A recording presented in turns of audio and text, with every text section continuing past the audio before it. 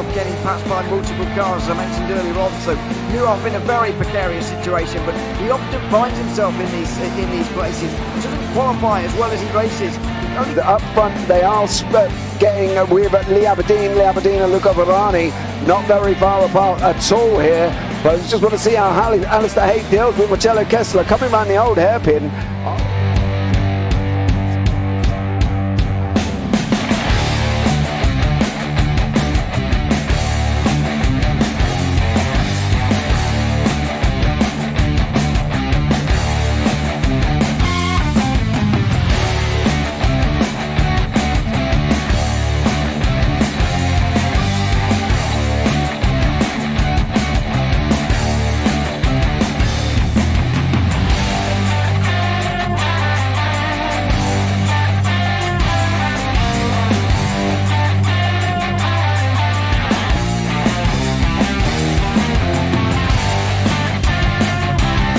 I would say it's not the best decision they've ever made, just not having done that under the safety car, really. Yeah, they're taking their pit stop strategies from Ferrari lately or something. What's going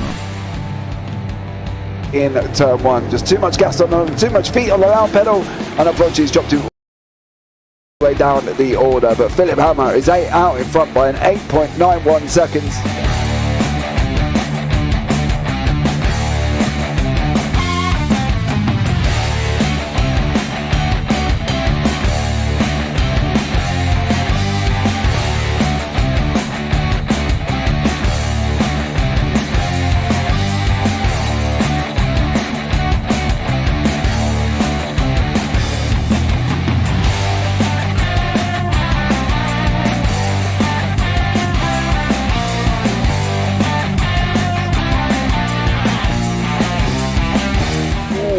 Dan Michael is a wall there, sir.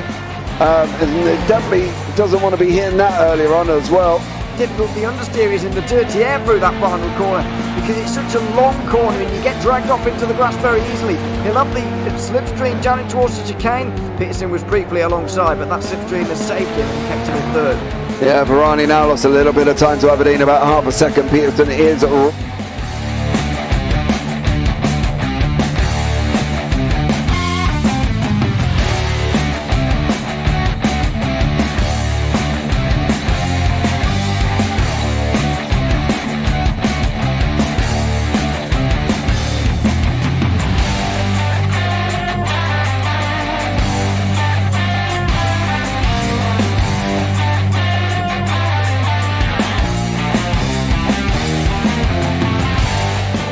Pike's pushed Morton forward up ahead. He's got out of line. Is now Pike going to have a go at Werrell? Don't push him off. He's in the championship fight. Jack Werrell chasing down Carl Jacklin. Further down, Rob Williams and Chris Barnes. Sensational run outside line now though for the heavy braking zone. Around the outside goes the Audi R8. Look how much Miller's caught back into play. Exactly. Miller's still start trouble. He's not on second and change. All of a sudden Miller's back in play.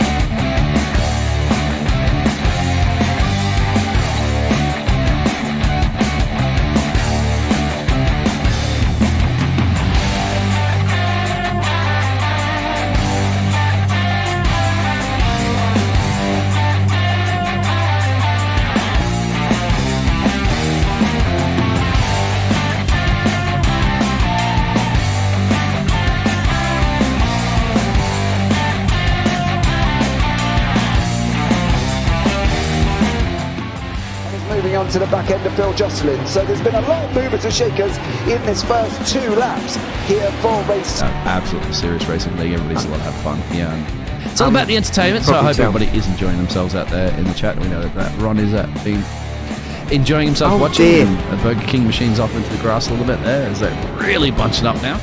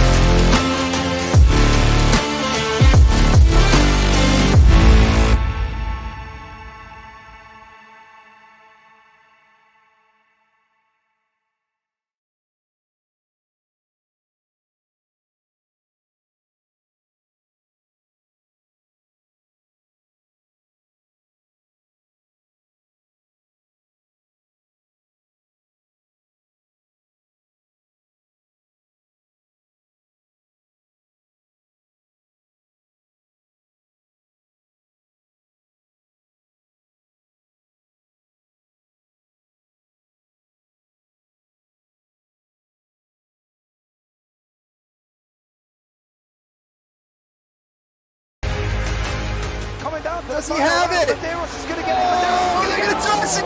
They haven't got it. He's on the outside line though, going into the fastest corner on the circuit. Surely this can't work. Dominic Ligner has got a sensational run outside line now though for the heavy braking zone. Around the outside goes the Audi R8. Look how much Miller's come back into play. Exactly. Miller's still such up. He's touched on second and change. All of a sudden, Miller's back in play. Can Barry do it? Big Barry's going to do it. Big Barry.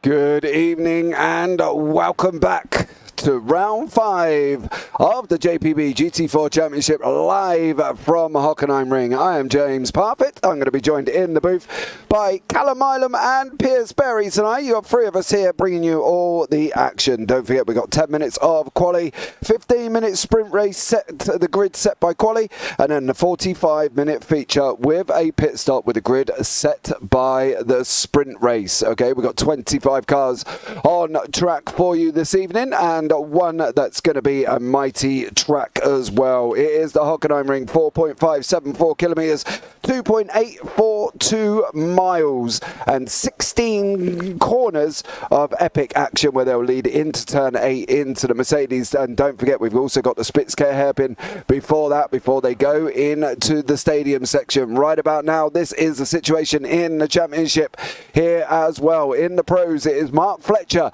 leading the way on 297. He's got 30-point difference over Arthur Ferdle, with Alan McCain in third on 216 and Adam Hedgecock in fourth on 206. Then we've got the likes of Kevin Delaunay, Arnold Chagnon, Mirko Ficanto, Ryan Burgess, Torno Orametz, Tom Weston, Dan Babbage, Chris Needham, Jordan Malcolm, Marnik Heister, and then John Higgins. In the AM Championship at the moment, it is Derek Crowther out on top with 251, with Jack Werrell on just 2 points behind on 249. Ryan Dudley on 234, with Stuart Gibbons on 195. Roger Morton on 192 in 5th, with Chris Barnes in 6th. Then we've got Stuart Rice, Chris Evans, Jason Haddington, Stefan Mellis, Martin Sampson, Robert Williams, Jamie Dengle, Fausto Pinto, Danny Weston, Kevin Randall, Mark Werrell, and then Damien Hurst behind that, with Andy Littler at the bottom. In the team championships currently at the moment in the pros, it is Altitude Esports out in front on 494, with Team SRL on 476. Then we've got Project 88, Air Smart Racing, Sim Racing Community, Mag Performance, and then the Platinum Racing team after that. In the AM team championship, it is Blade Designs out in front, with an absolutely epic gap there to Squadron de Corse Veloce in second, with No Pace Racing in third, Air Smart Racing 2 in fourth, Triple P Porsche in 5th, Triple P Vantage in 6th, Optical in 7th, Team Zilla 8th, and then DSC behind that. But you've listened to me ramble on enough. Let's bring in Callum first. Good evening, Callum. How are you, sir? Doing very well, thank you very much. Looking forward to tonight. It's a track I'm not 100% familiar with. It's my first time being here, but looking forward to a cracking race, and I've been told the ins and outs of some of the track already by third commentator today. So, yeah, looking forward to tonight, and very interested to see what happens in terms of the top 3, because there's a new name at the top there, which makes a difference. Yeah, we got 2 new drivers here as well, Adam Watson and Tim Perry. They're driving under the Altitude Esports White, so that's another Altitude Esports team that we have currently here as well. But let's bring in Piers into the booth. Good evening, Piers. How are you? Evening, I'm very good, thanks. Yeah, really looking forward to the race. Hockenheim's a great circuit. It's one I've actually visited in real life as well. So, yeah, great place to start commentating, and it's been a great season so far. So let's hope for another good night of racing tonight. Yeah, we definitely should do. Down into turn 1, into the Nord curve is going to be interested as well. And then we've got that run down the Parabolica into the Spitzke hairpin. That's going to be basically where I think most of the overtakes are going to happen. You can make them up into Mercedes as well, but you've got to have a good run out of turn 7 and then through the Mobile 1 curve. If you get it through into turn 12, you can take the inside line and maybe be able to make the overtake there. It's going to be very interesting. It's going to be exciting. That's one thing as well we are going to be looking forward to. Here, Callum, epic action as always. 15-minute sprint and 45-minute with pit stop. Pit stop always throws up a bit of a challenge for some. And Mark Fletcher's kind of nailed his pit stops this season, hasn't he, really? He certainly has, but before Mark Fletcher was only having to battle against Arthur Thurtle in terms of track position, whereas now we take a look at the table as it stands, and he has 3 cars to now try and beat when it comes to the pit strategy. I know they are in a team, but just a slightly different variant, but it's still another few cars that are going to be in the way of Fletcher in terms of trying to keep track and keep position over Arthur in the championship standings. So it's going to be critical, I think, tonight, and it's going to be a interesting insight into the next sort of few races as well, to see what would actually happen between all the altitude guys at the top. I mean, has Fletcher brought these in for backup against Thurtle? Maybe Thurtle's proven too much. Who knows? But it'll be interesting to see what they do tonight in terms of the pit strategies. Yeah, that's one of the things, and that was talked about as well. Here is the schedule. We are up at round 5 at the Hockenheimring. Then we go to Catalunya next week for round 6. Watkins Glen in round 7, Silverstone GP in round 8, Zolder in round 9, and then we finish off the season at round 10 in Jerez. Good evening, Phil. Hope you are well. I see you in YouTube chat there.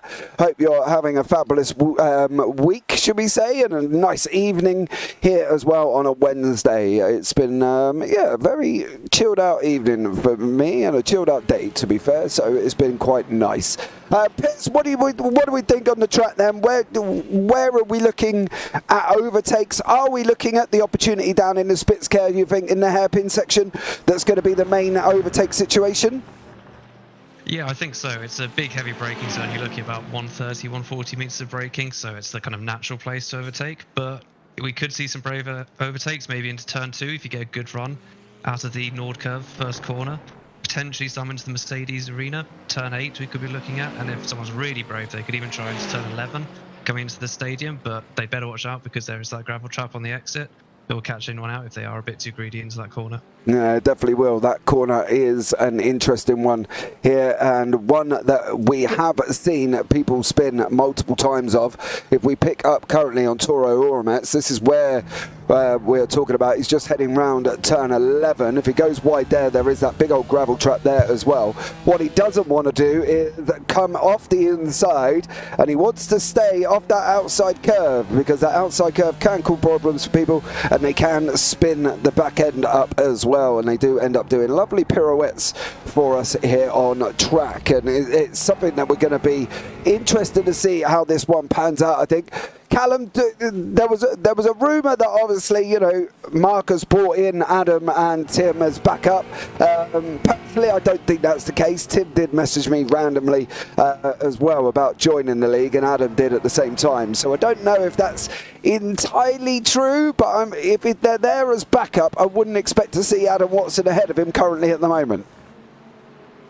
No, I don't think they're there as backup, but I think there will be people joking around saying that, you know, that has happened. And I think if we see Arthur in the booth tonight, he may also mention it and have a little laugh with it. But, I mean, all jokes aside, he's just brought in 2 more quick drivers. And I know we're quite far into the season, but it will be quite interesting to see what these 2 can do in terms of racking up the points and seeing how far they can actually get up. Bearing in mind they've joined halfway through this season. So, yeah, it's just gonna. I don't know if it'll put a spanner in the works for Fletcher or not in terms of pit stops today, because, like I say, there's now 3 cars to battle with, not just Thurtle. So whether that's going to pose a problem for Fletch and trying to keep that advantage he has, or whether that's going to impede him a bit, I'm not too sure. This could bite him back in the rear end, to be honest, tonight. But we'll see soon. Yeah, we're just going into qualifying. Daniel Lewis there in YouTube. We have some new aliens. There's a couple of new people, Adam Watson and Tim Perry. We are going to start quali, and everybody will be out on track all at the same time. Adam Watson is leading the way currently at the moment, with Hedgecock, Burgess, Thurtle is out on track all at the same time, with his teammate Alan McCain from Team SRL behind him there as well. We've got Tom Weston out on track as well, and Ryan Dudley, and pretty much everybody. The only people who are not out are Toro Oromets, Jamie Dengle, Stuart Gibbons, Rob Williams, Andy Littler, Jack Werrell's even out on track as well. Mirko Ficanto has also just left here as well. So we have got a out lap, and then we've got their qualifying lap here as well, and I think it's 1 for the masses here. The GT4s, 25 of them, Piers, rushing down into Nord Curve in turn 1. What could go wrong?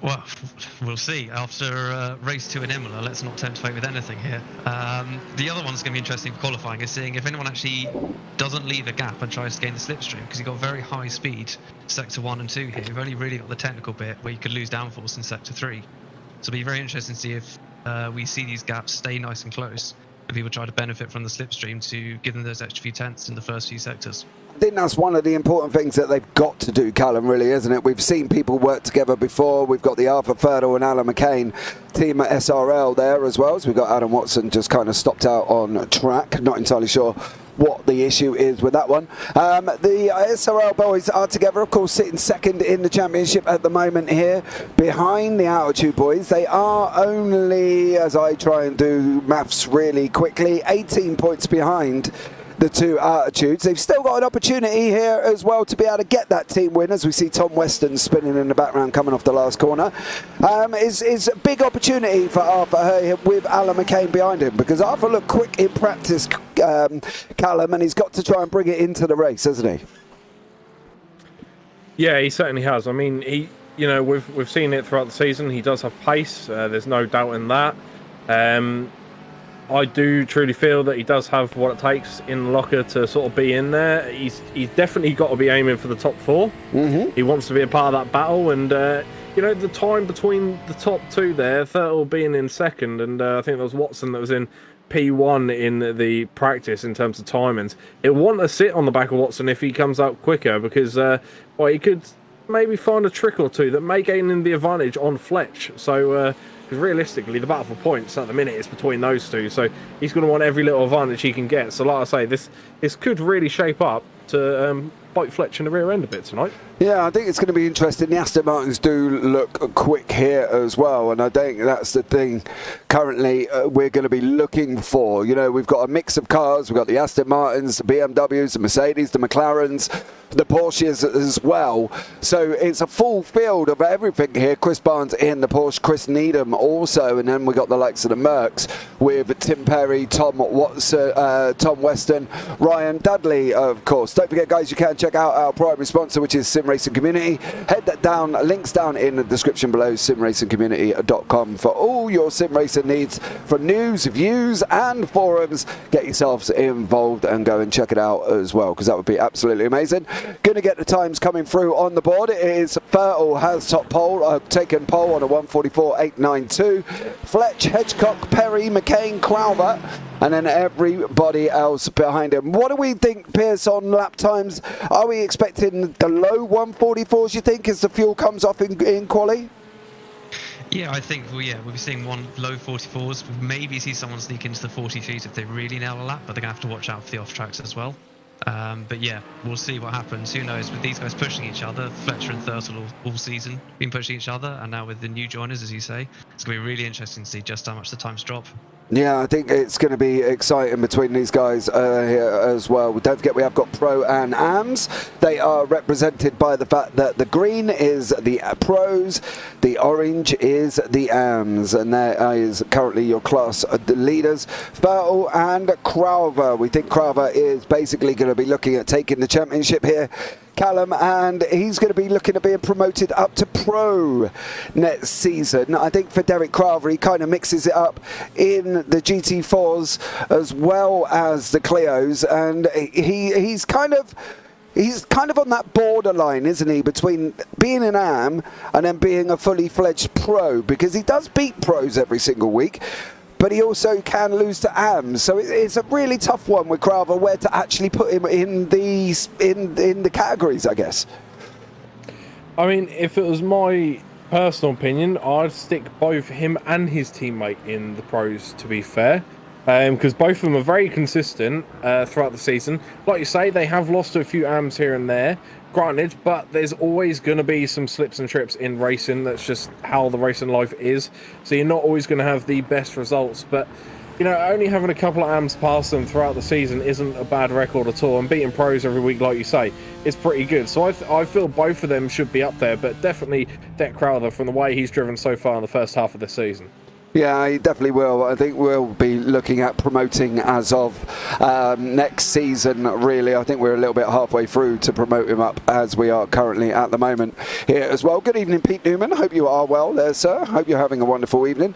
Times are coming in. We've only got Jason Haddington, Toro Orametz, Kevin Randall, Chris Barnes and Tom Weston without any times on the board. The AM time is obviously Derek Crowell, 1:46.11. Jack Werrell, 1:46.25. Jack, of course, had a blinding week last week at Imola. Piers as well, taking both the AM victories here as well. And he's another one that's looking quite tasty in the championship, sitting second place, only 2 points behind Derek Crowell. So it could be an interesting run between them two as we go into the next 6 races. Yeah, it's going to be very interesting. It's a long championship. They're so far by 2 points at the moment, but yeah, there's a long way to go. It just needs one mistake or one crash, as we saw in Imola race 2 last time out, and suddenly there's a huge swing in points. So consistency could end up being the key difference between the two of them, so it'll be really interesting to keep an eye on it across the season. Will be as well, with the Aston Martins looking very strong here, and of course Jack being in an Aston Martin as well. 2.5 minutes to go here before we go into that 15-minute sprint race. How important is it going to be, Callum, to try and make as many places as possible in that sprint, because you don't want to jeopardise yourself for the feature?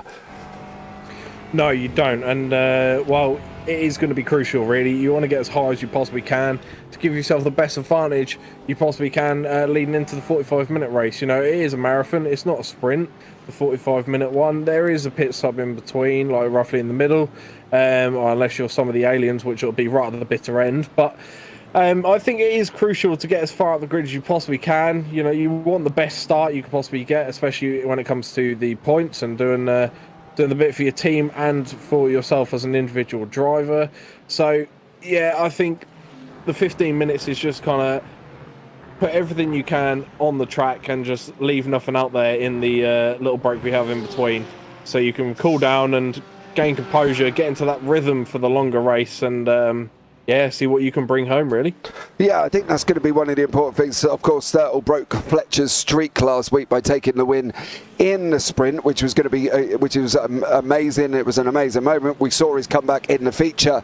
Piers as well, where he nearly got him towards the end of the race on the final lap. You know, for Arthur Ferdle and that championship, Piers, he's got to get at least a double victory in every race, because obviously we're going to be applying drop weeks after this round as well. So he's got to surely try and catch up and make that over Mark Fletcher and take 2 wins if he can this evening. Yeah, definitely. I mean, last night you mentioned in the feature race about the pit stops. You know, Fletcher gained 4 seconds on Thursday in the pit stop last time. So it's all well and good to be able to qualify in front. But he's going to have to sort out this pit stop as well in the feature race. But so far, you have to say, by being about half a second up on his closest competition of Watson, he's doing a great job. Yeah, he definitely is here as well. I know he was talking about his pit stops and where he's losing time and all of the other stuff. He was going to be looking at it this week, I believe, to try and minimise the amount of lost time that he has got.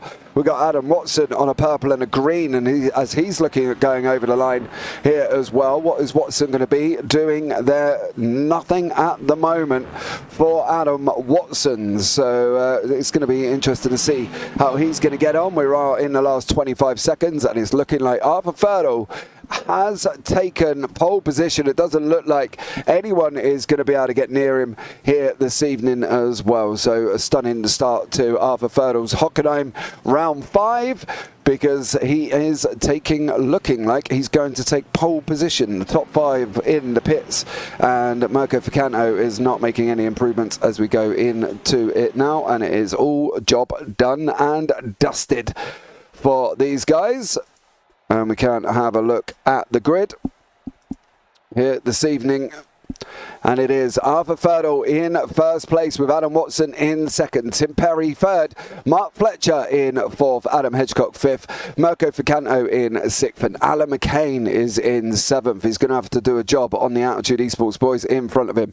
Ryan Dudley, the leading AM, in eighth, Derek Crowell ninth, Ryan Burgess 10th, Chris Needham 11th, and Dan Babbage down in 12th place. Then beyond that, we've got Jack Werrell, Chris Barnes, Torno Orametz rounding out your top 15. Tom Weston, Stuart Gibbons, Rob Williams, Stefan Mellis, Jamie Dengle, Jason Haddington, Chris Evans, Kevin Randall, Stuart Rice, and then last but not least is Mr. Andy Littler. So that is the grid for this evening's race. We have got this pace lap, of course. They've got basically off round just before turn 11 to be able to, and then we are going to be up and running for the sprint race once more here as well. Let's see how these 25 GT4s get on in this epic racetrack with some epic racing. Callum, who do you think is going to win the sprint?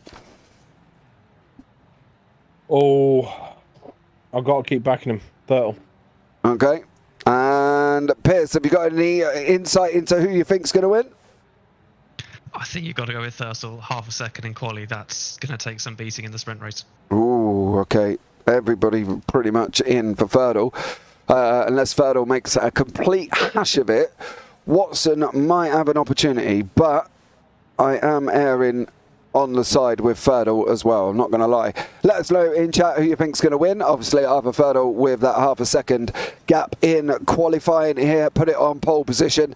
Let's see what he's going to be able to do. When is he going to go? Is he going to go on the early entry into 15, or is he going to go on the exit of 16? Well, time will tell, and we're going to tell very, very shortly here. Once more up and running. It looks like Andy Littler did not make the start this evening.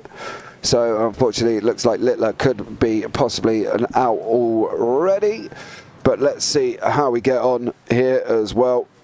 And yeah, get excited, because this is going to be an absolute stunning evening of racing. Round turn 12 they go.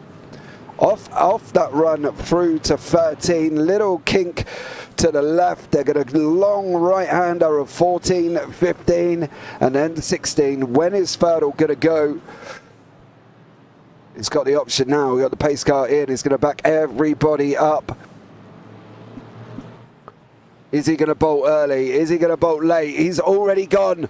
We are underway, and Thurtle has gone here, and is flying down into turn 1 in front. It's Watson, Perry, Fletch, Hedgecock, and Alan McCain. McCain is up one already. He's jumped one of the guys. He's jumped Mirko Fincanto here as well. And Jamie Dengle has been off track at the back end there as well, but he kind of gets underway once more. But it is still Arthur Thurtle out in front, and now he's got Adam Watson as close as Watson could be on that run down into the Parabolica. And it was Kevin Randall and Jamie Dengle involved in the incident at the end of turn 1. Arthur Thurtle on the right hand side. He's going to go defensive down into Spitzcare hairpin. Currently at the moment, Thurtle on the left, Watson on the right. Who's going to get that run out? He pushes Watson out wide, and Watson's got to try and take that wide line, but he's also looking, he might not want to lose that position to Tim Perry here as well. And once more, these guys are battling away. Nice clean start, full of action at the front already, Callum.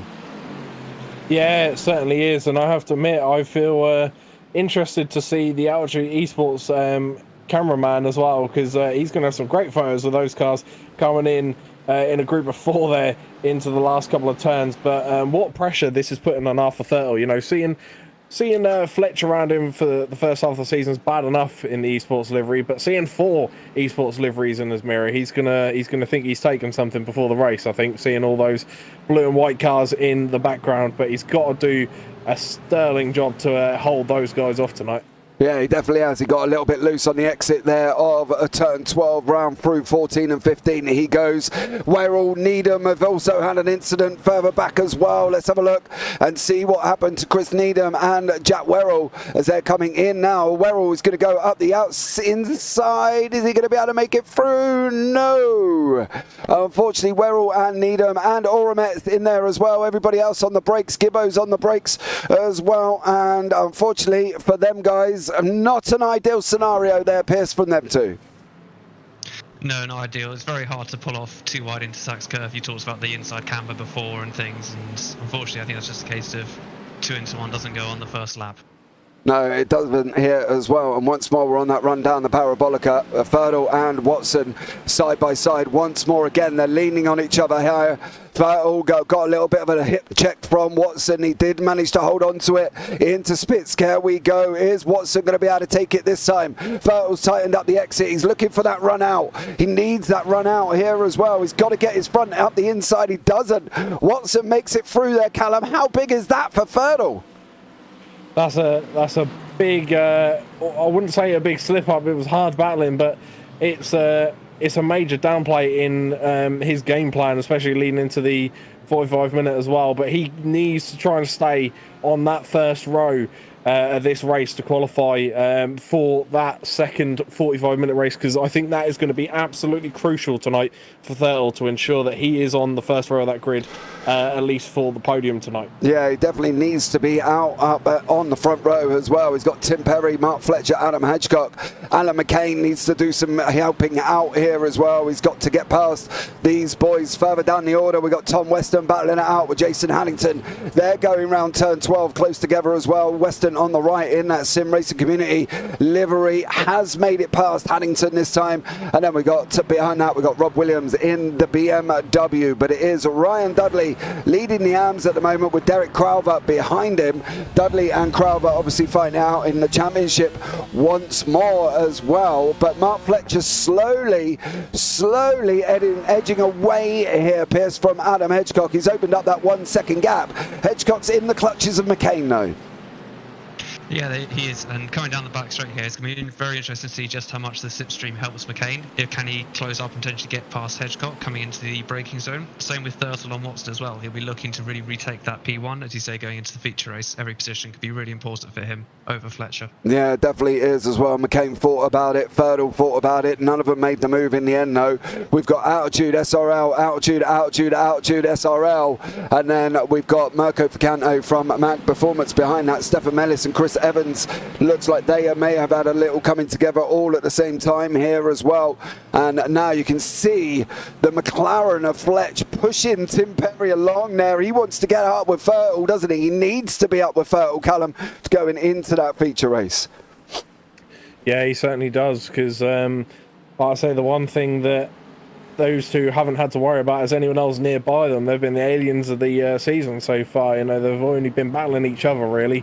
But now another two cars added into the mix. Yes, they may be in similar looking liveries, but I tell you what, that's going to put, that is, well, they're showing that it's putting a spanner in the works really for Fletcher's game plan. And well, I'm sure he'd rather much see the rear of Thurtle in his windscreen there rather than one of his teammates. So he'll be wanting to get past as soon as possible really, to really put the battle on for that 45-minute race, because he knows he'll have the advantage when it comes to the pit stops with how good he's been throughout this season. So who knows, maybe he'll just bide his time and claw it back in the pits. Yeah, that's obviously down to the fact that he has got a crew chief there as well. So he does have a crew chief working with him. And now I need to get his name right, because I was calling it wrong last night. I thought it was Jason Loynes, but it ain't. I think it's Brian Loynes here working with Fletch as well. So from Fletcher's point of view, he's got to try and get that crew chief working. Watson takes the inside. Thurtle's going to try the outside line this time round Spitzker. He doesn't want to be out there too much, because he could end up losing that position to Fletch. He didn't manage it this time, Fletch. Jamie Dengle was just past Chris Barnes. We've got Chris Barnes there running beside us. Barnes, he goes back past on that run down into the Parabolica, down into the Spitzker hairpin there, and Dengle just looked like he got absolutely strung out once more and couldn't make it through. Then we've got the likes of Stuart Gibbons, Tom Weston, and here battling it out with Jason Hannington as battles all the way through the field. We got groups developing at the moment. We've got fourth down to almost, where are we? Down fourth with Adam Hedgecock down to Ryan Dudley. Then we've got Adam Watson down to Tim Perry. So two groups of four battling here, Piers, as well. How important for these guys is it to try and make up as many positions? But again, you don't want to put yourself in a situation where you make a problem for yourself in the feature. No, definitely not. I mean, obviously everyone here's a racer. They're going to be looking to gain as many positions as possible, really. But at the same time, it's very easy just to dip a wheel on the gravel or push just that bit too hard and spin out, and then suddenly you've compromised your race 2, which is where kind of people will be really aiming to gain positions and use the strategy of the pit stops, see if they can get some big points from the race today.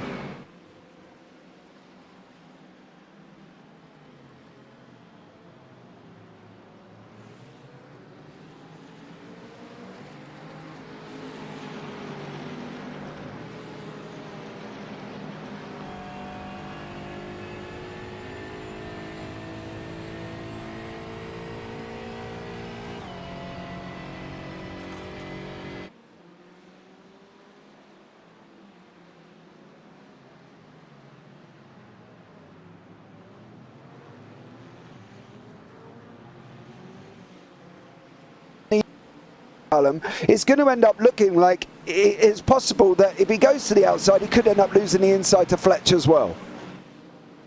Yeah, he's got to be very careful when he makes his move. You know, it could slow him down. We've seen many times that battling between two cars has slowed them down throughout this season in these GT4s. Don't get me wrong, it's magnificent seeing side-by-side action for half a lap to a full lap, but it really does compromise your pace and gives those people behind a chance to attack and almost compromise the battle really and claim two positions. So Dale's just got to be really careful on where he tries to make his move and not push overly hard, because there is a 45-minute race yet to come. Yeah, Tom Weston's been up to no good here. I'll be interested to see what Weston has been doing. He's dived up the inside of the Spitzker. And is he going to overcook it coming out of that? He tries once more. And let's see what he got up to the second time here, coming on that run down into Mercedes. Did he have contact there as well? Oh, he did. And that is Stuart Gibbons, I believe, has made contact with Tom Weston. So Stuart Gibbons there, unfortunately, has made contact. Crowther and Mirko Ficanto, they're battling it out currently at the moment. These are two AMs with Dudley, Crowther and Ficanto. They're in currently in 7th, 8th and 9th place. Up in front of that, we've got Alan McCain trying to still get onto the back of Adam Hitchcock. How important here at Piers is Alan McCain going to play? Because he really needs to be helping with Arthur Ferdle here, doesn't he? He needs to kind of get past these guys and try and get up there and help him out, because he's all on his own at the moment. He really does, especially when we get to race 2 later on. Having a teammate up there, rather than just being surrounded by the 3 Altitude Esports boys, is going to be really helpful for Thurtle. But he's coping okay at the moment, still sticking in P2 very well. Yeah, he definitely is once more. And Ficanto and Crowther. Crowther goes through on Ficanto there. Mirko Ficanto is now down in 9th place, while Crowther is up into 8th. Adam Watson still leading away with Arthur Ferdle. I've seen that, Daniel Lewis. I don't know what happened there as well. So thank you very much for pointing it out. James, that's 3 nights in a row of you leaning on the mute button. Yeah, I'm sorry. It's right next to me, unfortunately, on my stream deck, and I must have just tapped it as I was talking there. But there we go. You can hear me now. What's the problem? And Pete Newman laughing. Thank you very much, Pete. Much love to you as well. 4.5 minutes here, Callum. It's not looking like Furtle's going to be able to get close to Watson. I'm a little bit worried here as well, because Furtle had great pace, jumped into the 144s in qualifying, hasn't managed to do that in this race, but he's now got Mark Fletcher behind him. You know, it's going to be tough for Furtle, surrounded by all of these guys. He needs something. He needs to show that 144 pace, doesn't he? He certainly does. And looking at the timings that I've got here on my screen, you know, he's done his last lap was 145.39.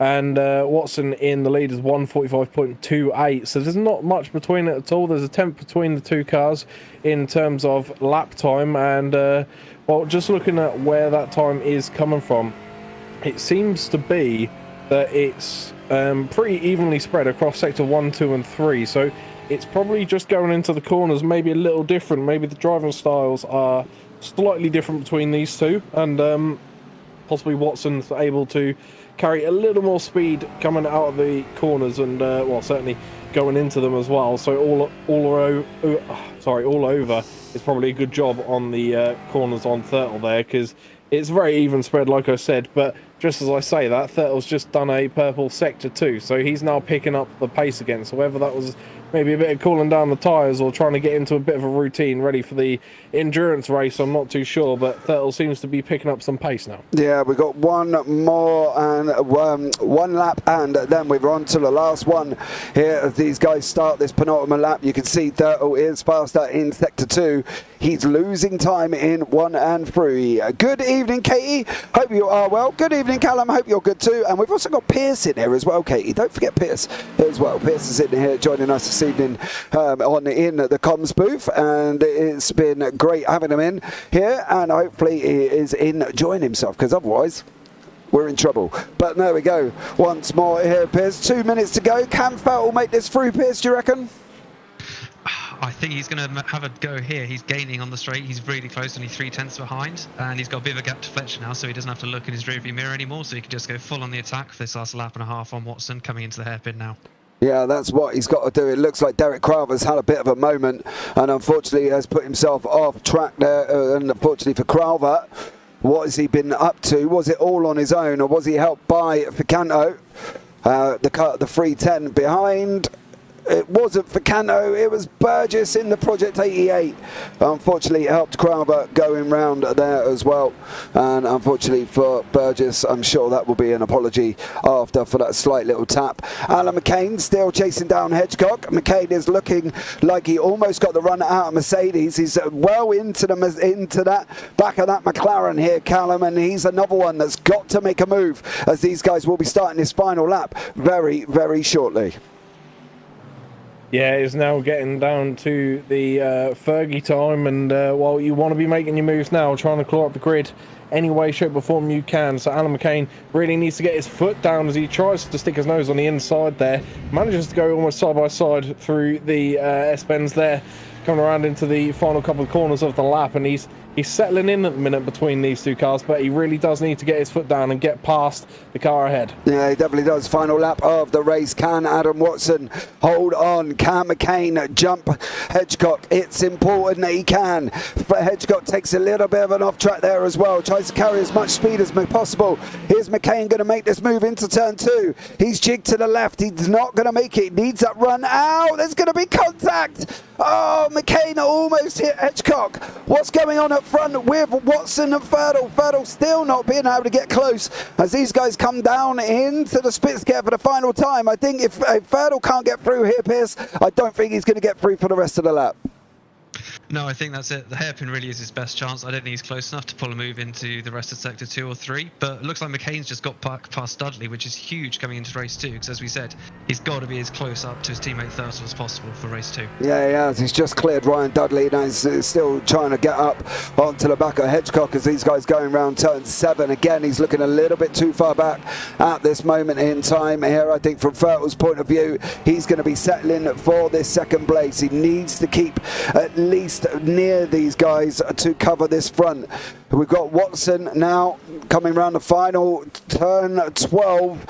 Through the hairpin they go on that cambered hairpin, and it's looking like Watson is going to take the victory here in the sprint race to start this off. It's a big blow for Fletch. It's a big blow for Vettel that Watson's come in, done the job in the sprint race, and is now going to be on pole for the feature. But it is going to be Adam Watson coming over the line here, taking the victory in the sprint. And then it is Vettel and Fletcher in the AMS. It is Ryan Dudley coming over the line, taking the victory. That's going to be massive for him in the championship, with this man, of course, Derek Crowther, who is going to come across the line in second.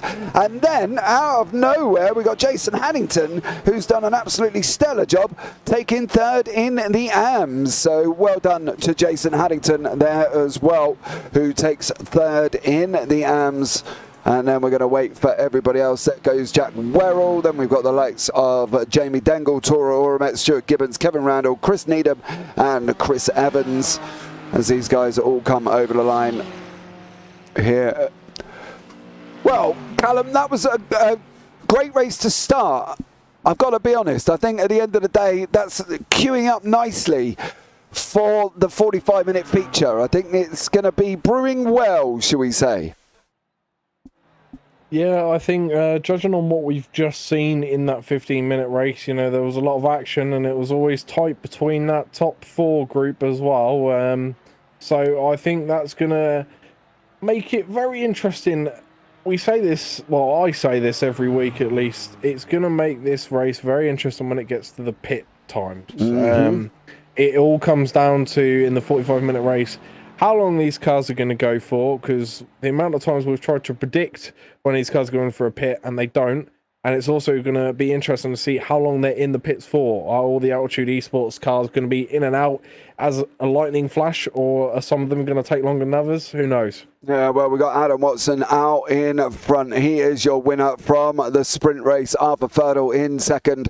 Mark Fletcher third. Tim Perry fourth, with Adam Hedgecock in fifth. Then we've got Alan McCain, Ryan Dudley, Mirko Ficanto, and Derek Crowther there, with Dudley taking the victory in the AMS. Then we've got Ryan Burgess, Dan Babbage, Jason Addington, Rob Williams, Stuart Rice, Chris Barnes, Jack Werrell, and Toro Oromets behind that one. Then we've got the likes of Jamie Dengle, Stuart Gibbons, Kevin Randall, Chris Needham, Chris Evans, Andy Littler, and then Stefan Mellis with, I believe, Tom Weston was in the 25th place there as well. Okay, Piers, that's not a bad race to be opening up with, is it, once more here? And, you know, if that's something we're going to be looking forward to for the feature, it's got to be exciting. Yeah, looking for a really good race too here. I think T's going to be very pleased at the moment, and that's Mark Fletcher. He's gone from qualifying in P4 with his rival Thurtle in P1 to finishing in P3 with Thurtle only ahead of him in P2. So I think he's going to be feeling really confident going into race 2, and yeah, see if he can get ahead of Thurtle and maybe even try and get the win. Yeah, I think that's going to be the important thing, Callum, isn't it? Thurtle's got to try and get that win in that feature, or at least stay ahead of Fletch in some shape or form. Well, I mean, it's going to be, to be honest, judging after that 15-minute race there, I mean, all three of us backed Thurtle at the start, and I have to admit, it was unfortunate he lost the position. He fought hard. He didn't let it go too easily, but I'm kind of sitting here trying to process some of the stats and things that I saw that came back on my tablet here from the first race, and I'm struggling to actually call who's going to be where, and in that group of 4 especially, who's going to come out on top. That's something that I'm almost mystified about after that race 1. It's with the 2 newcomers in, it certainly put a bit of a spanner in the works for my brain, especially. It can't seem to compute with what I've just seen. Well, I think at the end of the day, it's going to be important. Somebody's got to be trying to get in front in the first corner, right? And obviously Thurtle led away last time, lost the lead to Watson. Is it something, Piers, that Thurtle may let Watson and try and stay with him, do you think, and make the move in the pit stops? Because it's looking like this could be a very pit stop heavy race here, and seeing who's going to get out in front after the pit stop jump, isn't it? And that's the thing. Are we going to see the overtake on track, or are we going to see it done in the pit stops? I think potentially in the back of his mind, in Thurtle's mind, will be those 4 seconds he lost to Fletcher last time out. Potentially, kind of, he won't be feeling so confident about making the move in the pit stops. But I think as well, being overtaken in the sprint race where you've qualified half a second in front of your closest rival, that's got to sting a little for Thurtle. I think he'll be looking to get this move done on track, show that kind of he is the fastest guy on track around here, and really try to get that move done and hold it on track this race. Yeah, well, that's obviously Thurtle's plan, and he'll be looking to try and hold on and basically get the move done, I think, on track, Callum.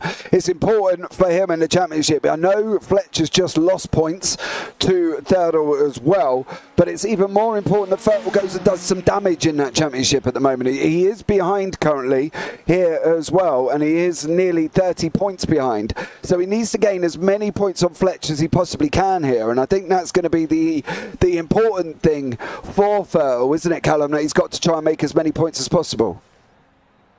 He does. He needs to use this 3 or 4 car of the Altitude Esports boys to his advantage. You know, this pack really could work in his favour.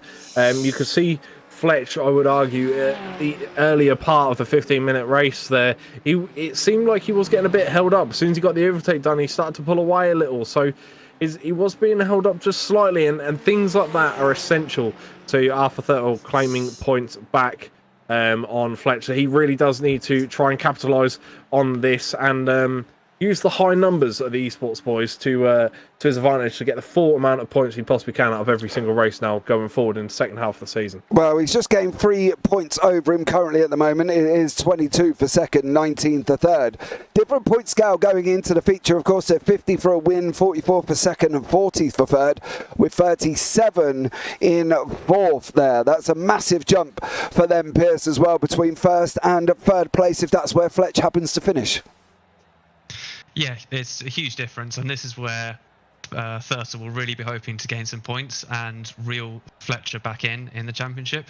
The other one as well is going to be Alan McCain. He showed some good pace towards the end there. He was really putting some pressure on the altitude boys, so it'll be interesting to see if he can get up there with the lead pack this time out. Yeah, the grid is up on the screen, and it is Adam Watson out in front, Arthur Ferdle in second, Mark Fletcher third, Tim Perry fourth, Adam Hedgecock fifth, Alan McCain sixth, and then Ryan Dudley, the leading AM, in seventh, Mirko Ficanto in eighth, Derek Crowther ninth, Ryan Burgess 10th, Dan Babbage 11th, and Jason Haddington is there in 12th. Then behind that we've got Rob Williams, Stuart Rice, Chris Barnes and Jack Werrell, Toro Oramet, Jamie Dangle, Stuart Gibbons, Kevin Randall, Chris Needham, Chris Evans, Andy Littler, Stephen Mellis, and then at the back there will be Tom Weston. So Adam Watson out on front here. Callum, what's Ferdle got to do? Let's put it in a realistic term. What's Ferdle got to do to take this? He needs to get that position as soon as possible, I feel. Defending wise, he looks strong in the first couple of laps, so he needs to just get in the rhythm as soon as he can and get that move as soon as possible. And then I think it's just a case of staying in front of all the altitude boys, try and force them to go against each other, I think is the main thing for Thurtle here. So if he can get out in front and almost slow the pack up a little bit at the front four, he can use them against each other to really sort of benefit and hold his position. Yeah, well, I'm sure that's his plan. How that one works out for us, time will tell, as we see Adam Watson on the right-hand side now and Ferdle in the inside as they are out on this parade lap, or parade quarter really. It's not really a lap. They started at the back of the turn 11. So once more, into the breach we go for this 45-minute feature with a pit stop. Who's going to take it here as well? Is it going to be Watson? Is it going to be Ferdle? Ferdle needs to jump up on Watson as soon as physically possible as he's coming around this final corner. He needs to go. He needs to go now and needs to stay ahead. And they have gone, and it is Watson, Ferdle, Perry, Fletch and McCain. McCain needs to be up there. He needs to be putting pressure on him here as well. Once more going down into turn 2, and it looks like there's a slowdown for Tim Perry on the right hand side. Perry, oh no, Watson's got the slowdown. Watson's got the slowdown off turn 1, and he's losing positions. He's lost a position to McCain. He's losing a position to Hedgecock, and now he's going to be looking at losing a position possibly to Dudley with Arthur Ferdle out in front. That's going to be massive for Ferdle right at the beginning here, Callum.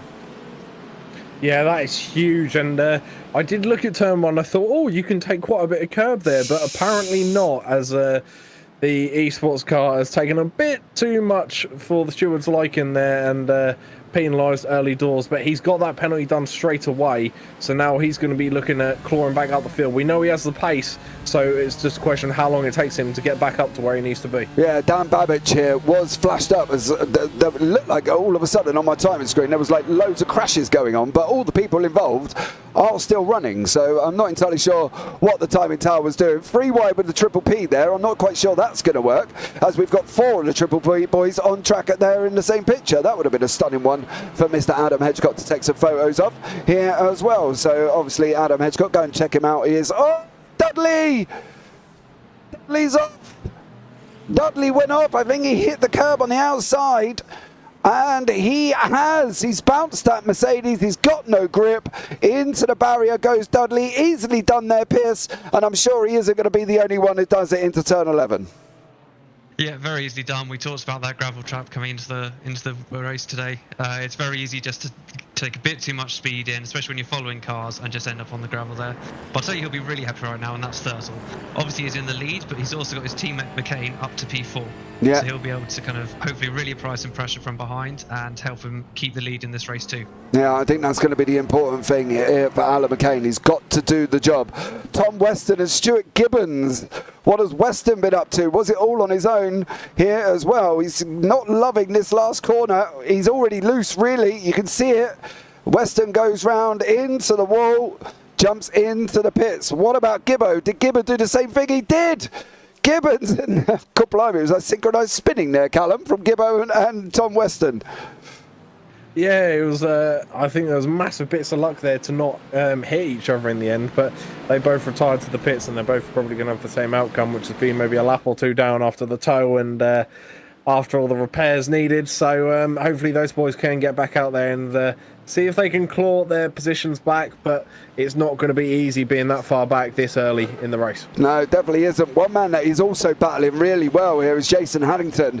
He is battling away with Crowther for the AM lead here. Haddington in the Merc, Crowther in the BMW. They were a lot closer further back from that as well. There is a gaggle of Triple P boys here with Chris Barnes, Robert Williams, and then we've got the likes of Dan Babbage and Jack Werrell from Squadron de Corsa Veloce in the mix here as well. You see Dan Babbage in the background. He's trying to have a go at Rob Williams, trying to send it up the inside. Further back from that, we got Chris Evans, who's just about, almost looking like he's going to lose a spot. Out to Kevin Randall. He has.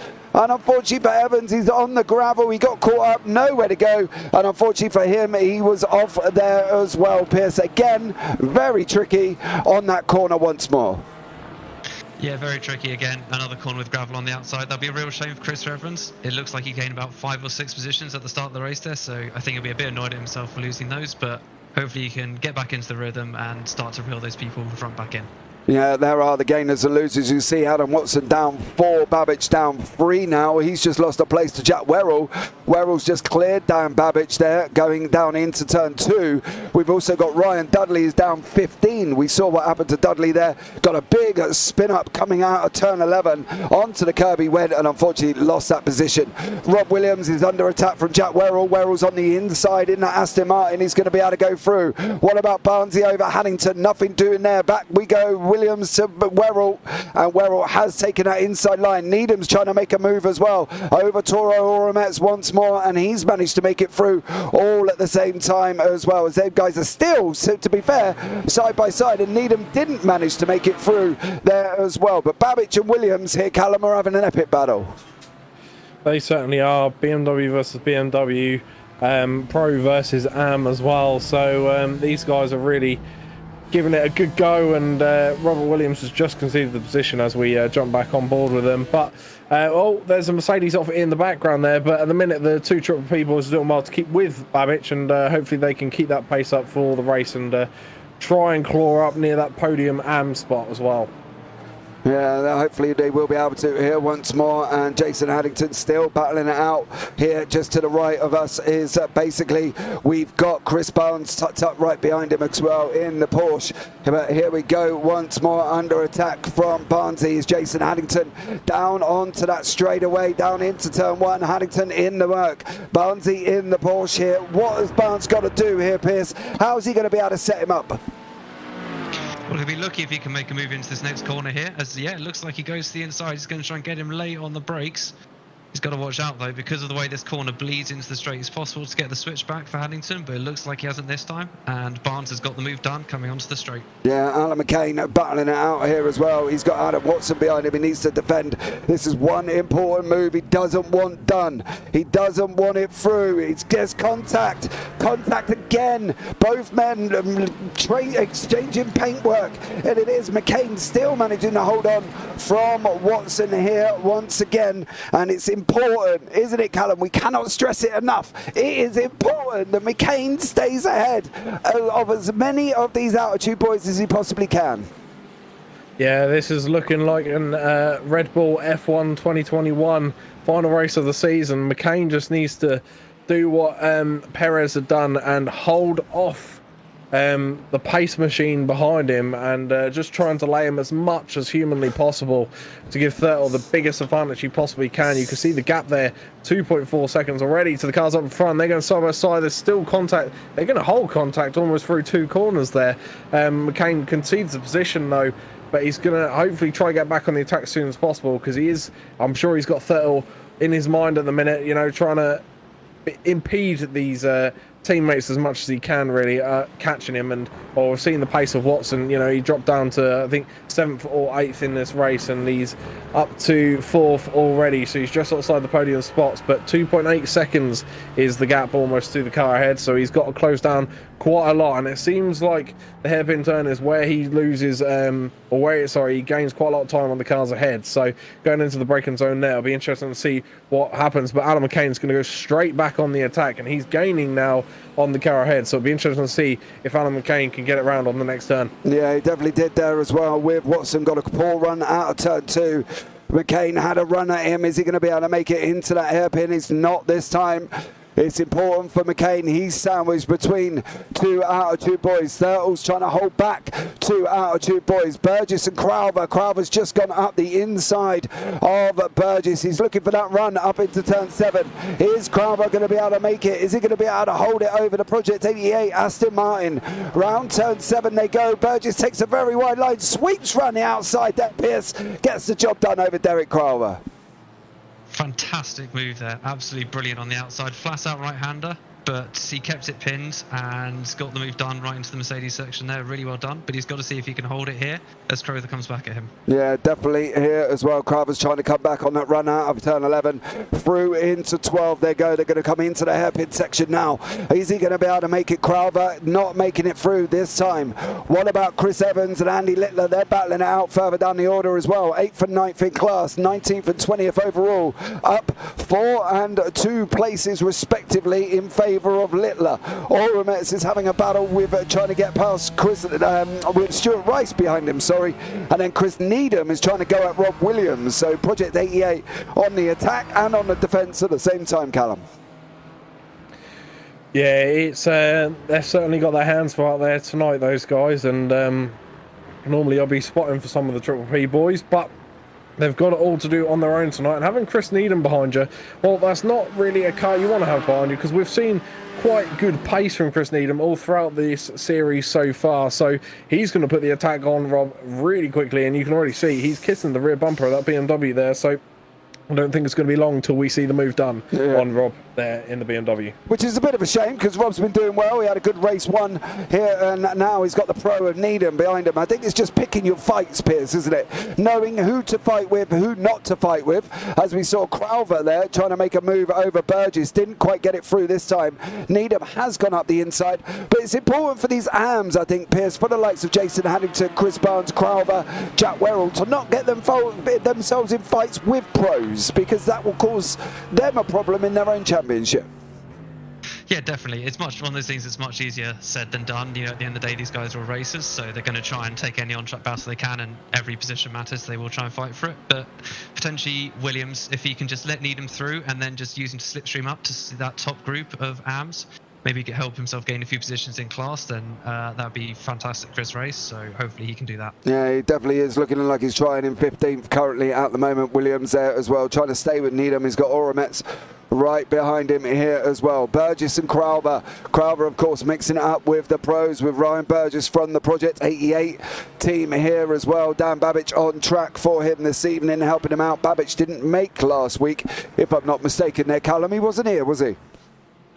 No, he wasn't here in the last race. So Burgess was holding the fort on his own in the Project 88, and well, what a magnificent job he done on the last round as well. He done the Project 88 boys proud, I would have thought, you know, finishing quite high up, and once again he finds himself within the top 10. So lovely race so far from Mr. Burgess. Yeah, it definitely is, with Crowther tucked up right behind him. He's got about a 3-second gap to Barnes, who's got a second to Haddington, who hasn't got a second to Werrell. He has got no time to Werrell. This is what Werrell sees. He's pulled out already early on this parabolical run down into the Spitzker. Werrell on the right-hand side, Haddington on the left. If Werrell goes in deep, Haddington breaks early. He's going to be last of the late breakers. Is Werrell going to get that stop, though? He was on the brakes. Job done for him, and that's what they've basically got to do, Piers, isn't it? With the fact of that run into the hairpin. You've got to be brave on the brakes. Yeah, exactly. As I said, last of the late breakers is definitely the case there. Fantastic move from Werrell. He lined it up early, knew what he was going to do, nailed his braking point, and got a lovely apex on the hairpin. So very good move from him. He'll now be looking to close the 1.5 second gap to Barnes up ahead, see if he can get P2 in the AM class. Yeah, it's vitally important for him as well. Burgess and Crowther now still battling out. Crowther's probably doing the right thing here, Callum. I think that's the thing with Derek Crowther. He does what he needs to do, and there's no need to attack Burgess. For him and Burgess are quicker than the AMs behind him, because he's got Barnes, he's got Werrell, he's got Haddington, and he's got to be looking at just staying in front of them coming into this pit stop cycle, which probably should be happening within about the next 10 minutes. Yes, for sure. And Dex pit stop time compared to some of the other AMs that are quite hard at the table that we can see at the moment, Chris Barnes, Werrell, Haddington, you know, all of those guys, they do have very similar pit stop times, so it is going to be crucial that he keeps that on-track advantage over those guys and try and keep as much time between those as possible. So he's going to stick with Ryan Burgess. The pace is fairly similar between the Pro and the AM there, but he's got to try and stick with him and use Burgess as much as he can to his advantage to gain time on Chris Barnes, who's given the chase behind, because you can see from Barnes all the way down from P10 to all the way down to P16, you know, that's quite a tight pack. So any mistakes from these two could be pounced on by quite a few drivers, and the last thing they need going into the pit stops is losing positions to that pack. You can see just in the background there. Yeah, there are the times on the bottom, as you can see. Crowther is faster than Barnes basically over the last, what's that, 5 laps there as well. He pulled out 8 tenths on lap 5, Piers, as well. So he's looking like he's got the pace over Barnesy at the moment over the last 5 laps, but can he maintain it till the end of the race? That's going to be the question for everyone, isn't it? Yeah, definitely. And as we said, if he can just sit behind Burgess, just get that slipstream, just keep the rhythm going, he'll be looking good to keep P1 in the AM class for sure. Yeah. But I'll tell you, be very happy at the moment. He's the leader of the Pro class, Thurtle. He's got a nice, healthy, just over 1 second gap to Perry and P2, so he's looking very good at the moment. Yeah, he is, but can he nail the pit stops? The pit stop has been Thurtle's Achilles heel all season long so far here, Callum, hasn't it? He loses 3-4 seconds in the pits, and he needs to basically be able to nail that pit stop, isn't it? Nail the pit stop. Yeah, he's, at the minute, as it stands, he's within pit stop range of Fletcher. So as it stands right now, if Fletch does what he does every single week, nails the pit stop, he is going to be around 2 seconds ahead of Thurtle when they both resume on track again. So yeah, it's looking like Fletch currently has the advantage. He probably knows he does as well. So he's probably trying to, who knows, maybe save a bit of the tyres. Because if these guys aren't changing tyres in the pit stop, which we haven't actually seen much of from the front runners, then, well, he's going to probably try and save his tyres behind his teammate there in the Perry's car on P2 of the Mercedes in the esports livery. So he's going to look to save as much as he can of his car when it comes to fuel and tyres and really gain the advantage over Thurtle. We did see this a couple of rounds ago, and well, the strategy worked out perfectly. He ended up way ahead of Thurtle, way further than what we expected. So who knows, maybe he will do the same tonight and gain a huge advantage on the pit stop as normal. Yeah, Mirko Ficanto is battling away here with Adam Hedgecock. This will be vitally important in the teams if basically Hedgecock does not manage to stay in front of Ficanto and lose time to McCain currently at the moment as well.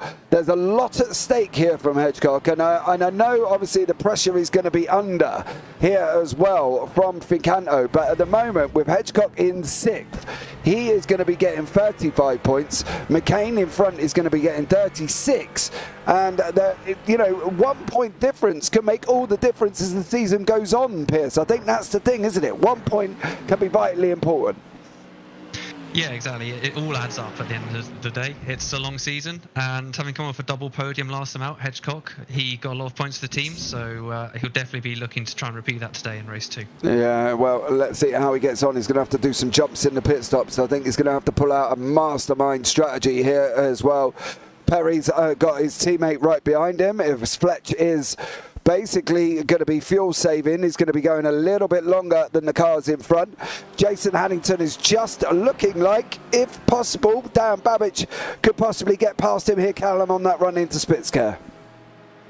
Yeah, potentially he's going to go for the more. In fact, he is going to go for the move. They're almost side by side, leading up there now. He's going to have the inside line. Babbage has opted for the inside line. He's going to hold it, leading around through the hairpin, and he's he's got his car miles ahead, and he's nice and clear now past Haddington there. And well, Haddington's looking back up the inside to try and regain the position, but I don't think he'll have the momentum on Babbage to do such a move. No, you've got to be careful of that run into turn 11. You don't want to do anything silly and run in too hot, not with the likes of Williams and Oromets behind you. Williams, of course, battling with Haddington in the arms here as well, so he's got to be even more careful not to lose that time. Dudley is back out on track, which I think is great for Ryan Dudley. He will obviously get points as well, so he's going to be looking at trying to gain some points out of this currently here at the moment. For him, he's going to be gaining 19, so he's going to be getting some points out of this race, so it's important for Dudley to try and get down and finish this race. Babbage, Haddington, Williams and Oromets still battling it out here as well, Piers. These guys still battling throughout the field, even though he's down in 13th, 14th, 15th and 16th. Yeah, exactly. It's great to see battles all the way down, but you say, 14th, 15th, 16th, this is for P5 in the AM class, so there's still a huge amount on the line for these guys. As we see Williams come through turn 1. Just a quick note, the other one that's happened is Crowther's got ahead of Burgess. So he's gone up to P8 overall. No difference in the standings for Pro versus Pro-Am, but just interesting that he's overtaken Burgess and has pulled a good 6-7 tenths gap on him. Yeah, Crowther has got the first place in the AMs there as well. So Derek Crowther has cleared Burgess and is now trying to make his way away from Burgess here as well. Werrell was caught up to the likes of Barnes here. Callum, oh, well, all right, Werrell's just past Barnes, going into the hairpin, and unfortunately for Chris Barnes, he's just lost that second place in the AM fight there as well. Callum, for him, he's got to look at coming back in that Porsche. The problem is, I think, as well, is this Aston Martin is looking mighty here today. I'm not going to lie.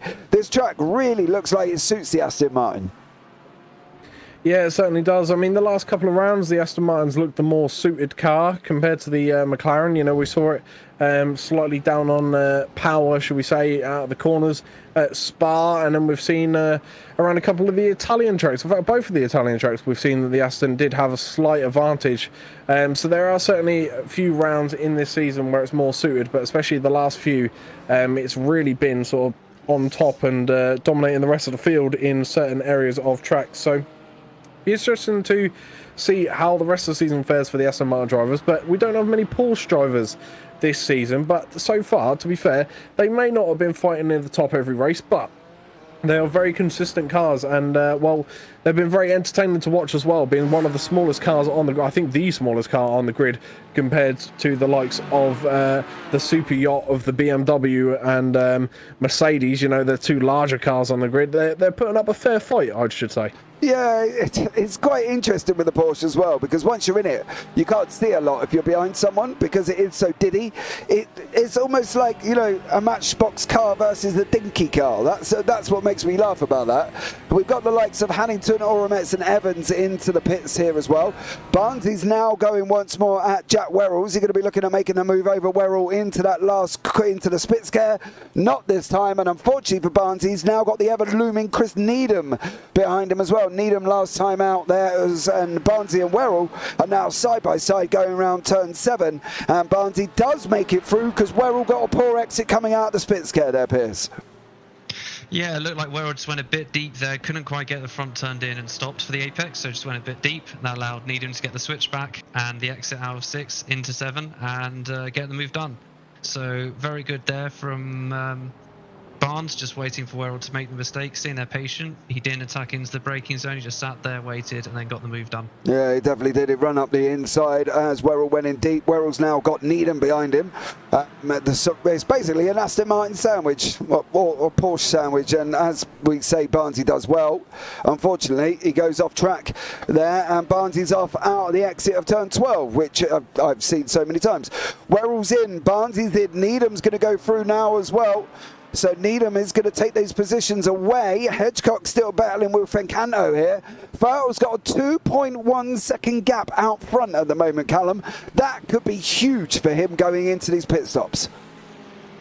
Yeah, it is going to be huge indeed. You need to sort of be trying to aim between 3 and 5 second advantage if you were Thurtle at the minute. But that's what... Well, you need as much time as you could possibly get in the pit strategies, because you never know who's got who really behind their screens and things in these races. So you never know if someone's got someone doing all the tactics and timings for them or not. So you never really want to gamble on that. So you always want to try and gain as much time as you can over everyone else in the field. And looking at the timings at the minute, it's going to be close between Thurtle and Fletch, but I think Fletch will still have the advantage. You reckon? Yeah, I think that needs to be between 3 and 5 seconds, and unfortunately it's not quite in the 3s, so I think Fletch does have the advantage, and he sits on a provisional P1 if my calculations are correct, because I think it needs to be 3 seconds plus at least to stay in front of Fletch when it comes to him doing his pit stop. Brave words, Mr. Mileham. Brave words. I'm sure Arthur won't look kindly on them words, but it's going to be brave. Either way, God, blimey, you're putting it out there early, Callum, aren't you? Saying that Fletch is going to take the lead after the pit stops? I truly think he is, because we've seen it before where the gap's been kind of tight like this.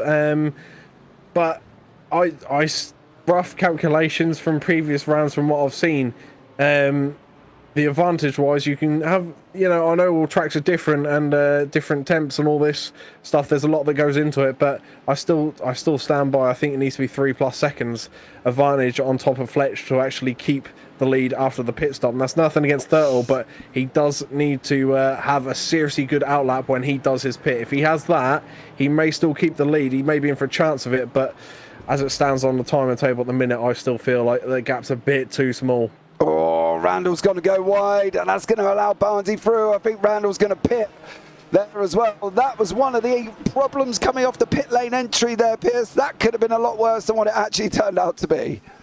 Yeah, that could have been much worse, but everyone got through it unscathed. Yeah, it's going to be very interesting to see. We're seeing some cars pitting now. It's going to be interesting to see if anyone pits first, goes for the undercuts, or are they going to try and push it long and get the overcut, see like we saw Fletcher do last time out in Imola.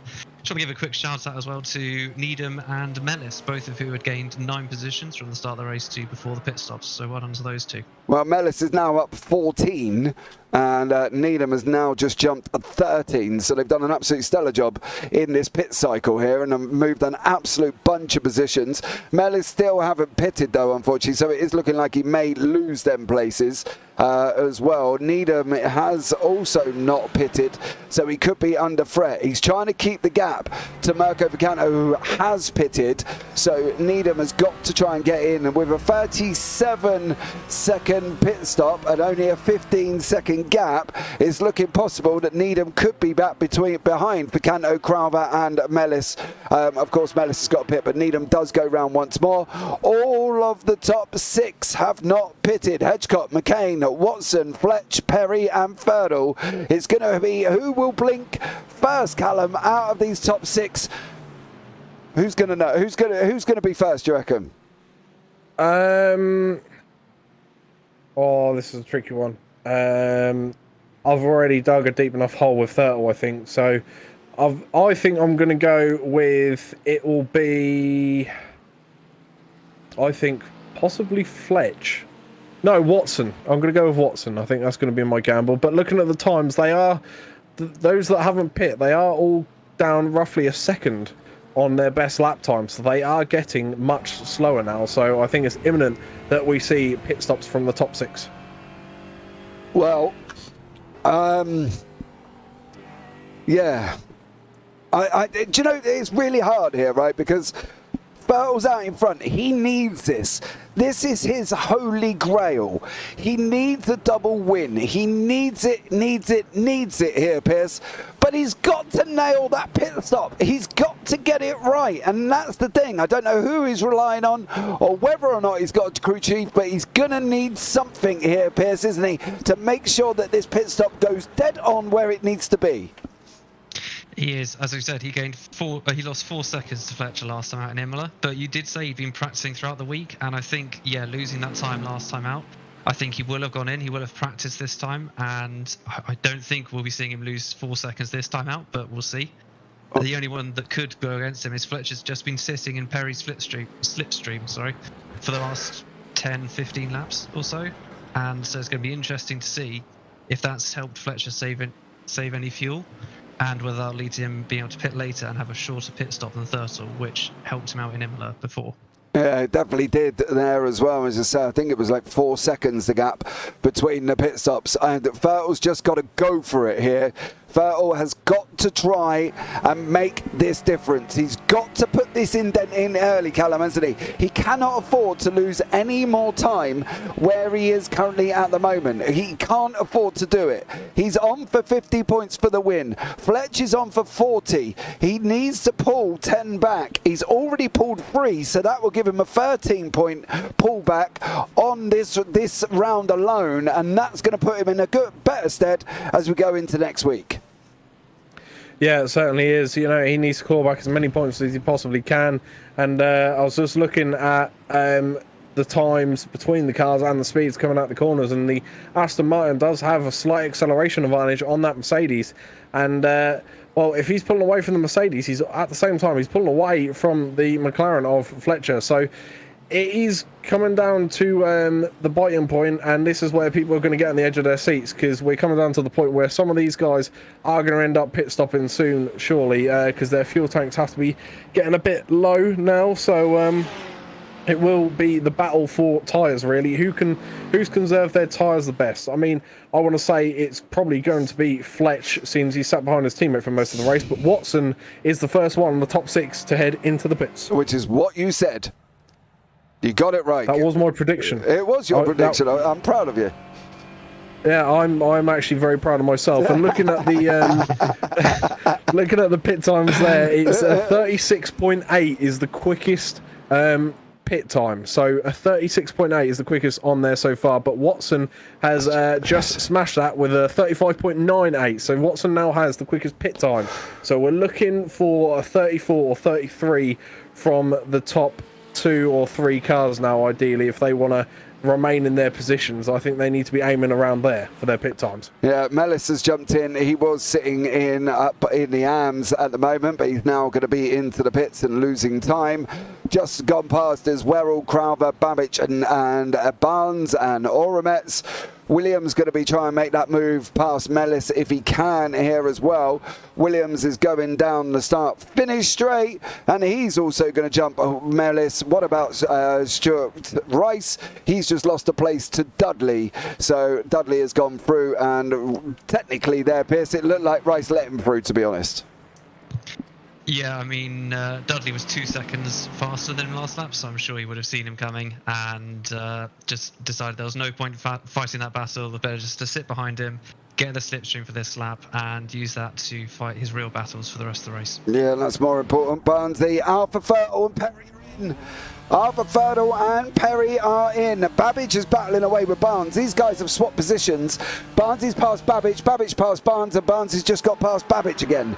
So these guys are swapping backwards and forwards. Adam Hedgecock's in. Perry's in. Fertile's in. McCain is not in. Babbage is going to go up the inside of Barnesy into the Mercedes. Not making it through. He's going to try again once more. Not getting it on the exit either, and it's now all in. Here we go. Right, Fertile's out. Fertile is out. 35.42, Callum.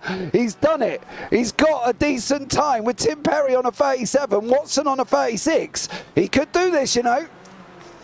He certainly could. I think if he does, I owe him a case of beer or something, seeing as we're in Hockenheim at the minute. Because, yeah, if he manages to pull this out and keep the position on top of Fletch, that's going to be incredible work, because that is the quickest pit time we've had all across the session so far. That's taken 5/10 off the quickest pit strat time that we've seen from Mr. Watson. So incredible stuff there from Thurtle, and I think he did have last week Dan Mould in the background doing his stats, so if he has got Dan Mould in the pit wall again today, fantastic job from him as well. So we're going to blame Dan Mould for his loss of 4 seconds then?